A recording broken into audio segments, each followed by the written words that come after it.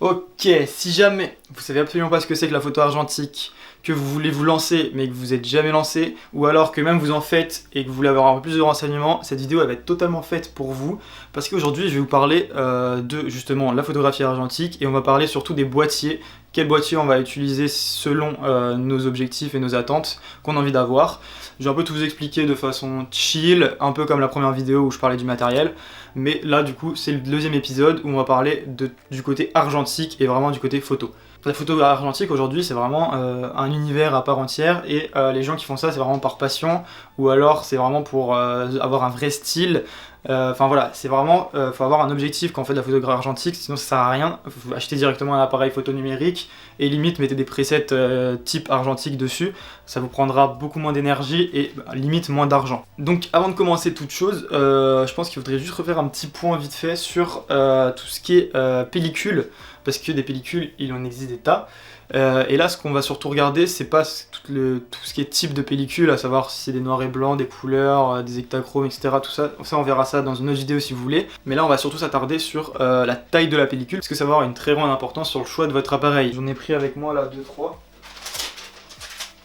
Alors, moi je suis pas un expert, hein. Là ce que je vais vous dire, si ça se trouve je vous dis de la merde, si ça se trouve je vous dis des trucs super stylés, j'en sais pas trop grand chose. Alors en gros ce que vous avez de super connu, ça va être du coup le 35 mm, ça va être ce qui va être le moins cher et le plus... Enfin vous allez avoir le plus de quantité de photos, vous pouvez aller jusqu'à 36 photos sur une seule pellicule. Et franchement la qualité elle est pas mal, vous voyez que c'est quand même une photo c'est à peu près ça comme taille. Donc vous voyez que c'est pas immense, c'est pas minuscule non plus, et une fois scanné, genre si vous voulez faire des photos pour internet, pour Instagram, des trucs comme ça passera très très bien. Et c'est ce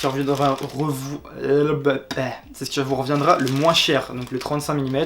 Voilà. Et du coup pour ça c'est à peu près, j'ai regardé vite fait les prix genre à Nation Photo, des trucs comme ça, c'est à peu près 10 balles pour avoir vos photos sur une clé USB. Donc à partir du moment où vous donnez la pellicule au mec, ça sera 10 balles et ce sera à peu près une semaine d'attente, j'en sais rien, ça dépend des trucs.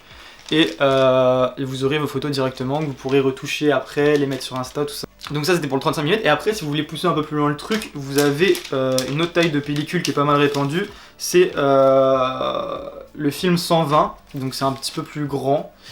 Et en gros ça il y aura naturellement beaucoup plus de qualité, vous voyez que la photo là elle est grande comme ça quoi, donc ça va être, il y aura forcément plus de qualité, plus de détails et de définition, mais l'inconvénient c'est que vous pourrez faire moins de photos. En gros vous allez avoir différents appareils, il y en aura qui vont faire des photos carrées, au format 6:6 par exemple, donc là j'en ai par ici, hop, tac, bam, où là ça va vous faire des photos carrées, je sais pas si vous voyez mais en gros elle s'arrête là la photo, ça fait un carré.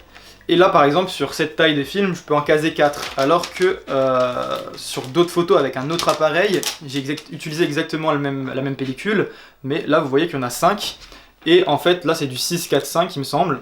Et du coup, selon l'appareil que vous allez choisir en moyen format, ça s'appelle comme ça, le film 120, et ben vous allez pouvoir faire plus ou moins de photos. Si vous prenez un 6:7, vous allez pouvoir faire par exemple 8 photos.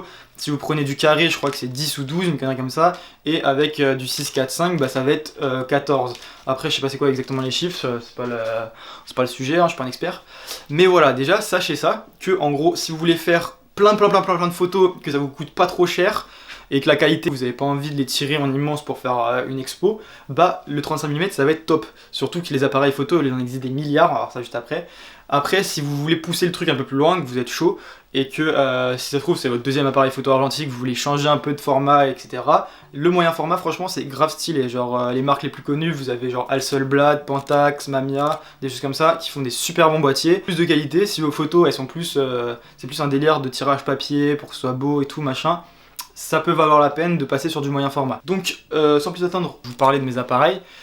En gros, là vous voyez, je vais me mettre un petit peu à côté de vous. Je les ai classés, et ça franchement, je suis pas plus fier, par ordre de génération, c'est-à-dire que vous avez le plus vieux qui est là, et en gros le plus récent qui est... bah non, il est là. Voilà, c'est les risques du métier, t'as capté, le plus récent est là, donc on va juste changer de place, normalement ils sont comme ça. Tac, bam. Et le dernier, je sais absolument pas de quelle date il est.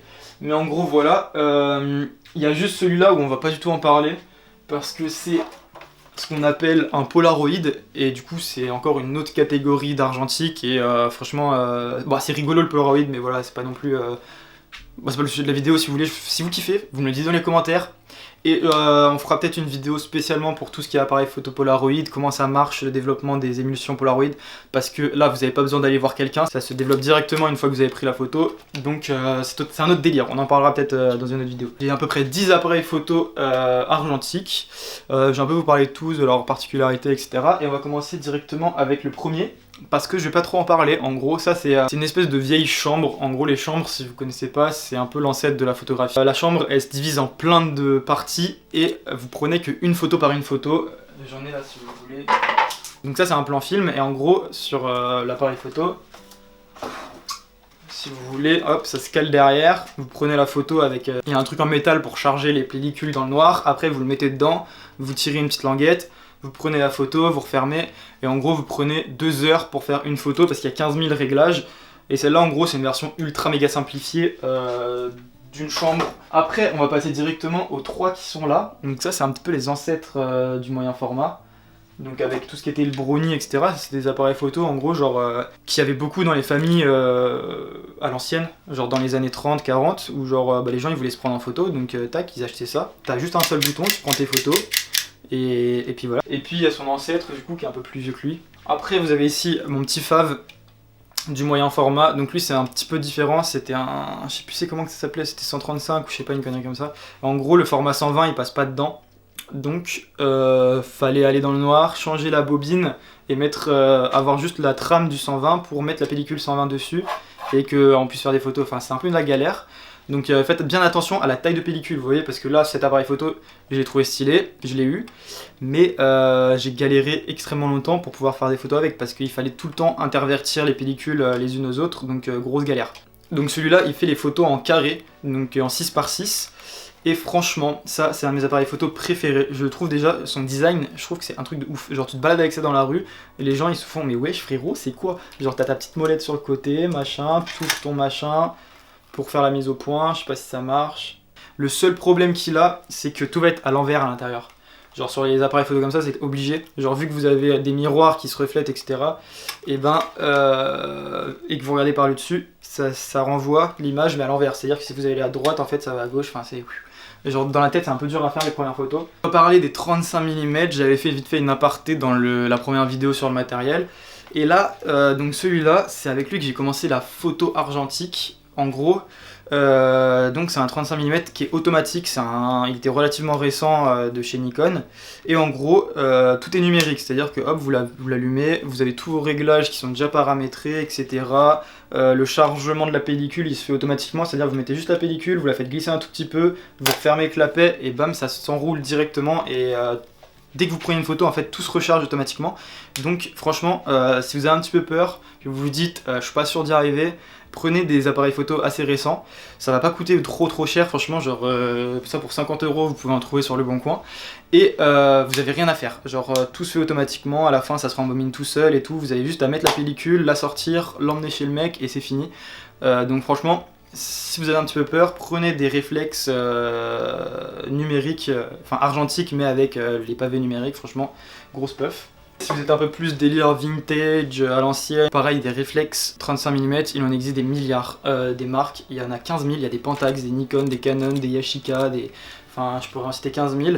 Et en gros, pourquoi ça s'appelle réflexe, pour ceux qui savent pas, c'est que on peut, du coup, les objectifs sont interchangeables, c'est-à-dire que vous avez un boîtier et vous avez plusieurs objectifs que vous pouvez remettre dessus. Tac, bang. Donc, voilà pourquoi ça s'appelle réflexe, à contrario des compacts, où les compacts, normalement, sont plus petits, et celui-là, il est quand même gros. Mais les compacts, en fait, vous avez juste un seul objectif qui va être fixe, et normalement, ils sont un peu plus faciles à utiliser. Hop, vous chargez comme ça, vous faites votre petite mise au point, etc. Et vous prenez la toffe. Donc voilà, après les compacts franchement c'est trop bien, genre vous en avez des tout petits, des Canon par exemple qui sont très petits et hyper faciles d'utilisation. Donc en vrai ça tient dans la poche, genre c'est vraiment, il y en a ils sont gros comme ça, vous pouvez les mettre dans votre poche, vous pouvez aller toute la journée avec et avoir votre réflexe à côté et avoir juste votre petite numérique, votre petite argentique pour vous dire je vais faire des photos argentiques, ça fait plaisir tu vois. Mais voilà, du coup pour en revenir aux réflexes, ce qui est vraiment bien avec eux c'est que justement les objectifs sont interchangeables, donc ça veut dire que Vous voyez là c'est le même et vous pouvez mettre différents objectifs, donc si vous voulez tester plusieurs trucs ça peut être cool. Alors par exemple là j'ai un objectif macro, là j'ai une ouverture qui est hyper grande, donc ça vous permet de vraiment voir comment ça marche, comment ça fonctionne. Et c'est avec ça en fait que j'ai vraiment appris à photographier et même à faire des vidéos, parce que vous avez tout dessus. Vous avez la vitesse qui est ici vous avez la bague de diaphragme, là vous avez le petit curseur pour régler vos ISO selon la pellicule que vous avez mis.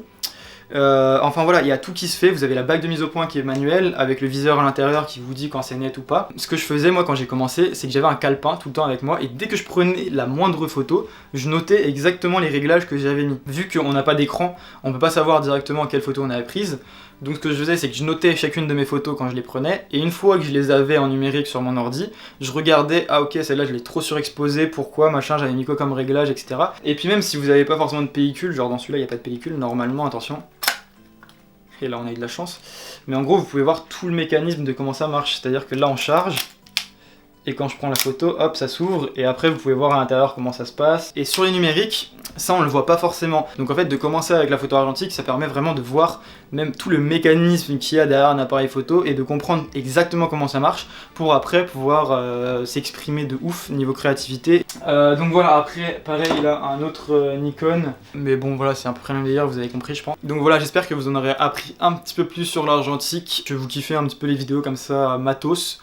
C'est un peu moins fun que d'habitude, même si mes vidéos sont pas spécialement ultra fun, mais voilà, moi je kiffe bien tourner des trucs comme ça, parce que bah, je sais pas si vous le savez, mais j'ai fait quand même un BTS en photographie, donc j'ai vite fait des connaissances, même si ça fait 2 ans, genre j'ai un peu zappé quelques trucs, mais voilà, genre moi ça me fait toujours kiffer. Si jamais il y en a qui voilà, voulaient apprendre à faire de la photo, je fais des vidéos, c'est gratuit, ça fait plaisir, vous pouvez apprendre des trucs, je peux dire de la merde aussi, donc n'hésitez pas à me dire dans les commentaires s'il y a des trucs que j'ai pas dit, s'il y a des trucs que j'ai dit mal, ou si vous voulez voir d'autres vidéos comme ça qui parlent un petit peu de matériel, technique, technologie, tout ça, voilà.